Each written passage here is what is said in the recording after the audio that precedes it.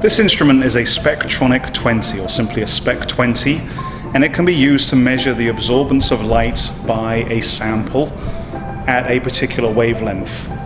We will show how to calibrate the Spec 20, which is something that's necessary to do before each measurement.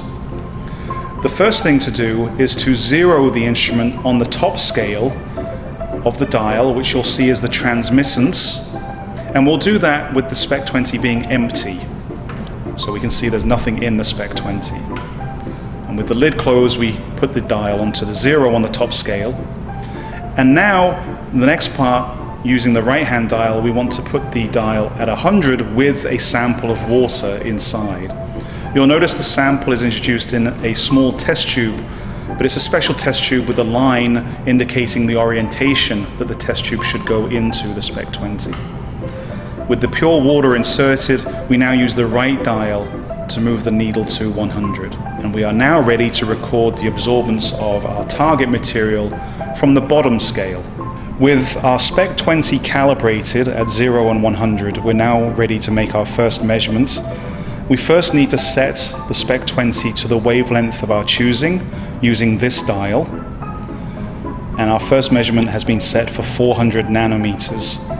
We now introduce the sample into the Spec 20 and give the instrument just a moment for the needle to settle, and then we read our absorbance on the bottom scale, which runs from 0 upwards as we go from right to left, and this reading is 0.15. We would then write that down alongside with the wavelength, and now we would remove the sample, change the wavelength to 410 nanometers, and then record our new absorbance after we have zeroed once again at the new wavelength. You would then write down that number for the absorbance of 0.15 next to the wavelength in your worksheet.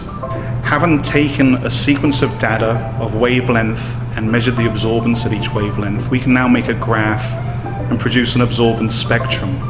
And so on our absorbance spectrum, we will plot wavelength on the x-axis and absorbance on the y-axis, and add our data points to produce the whole spectrum.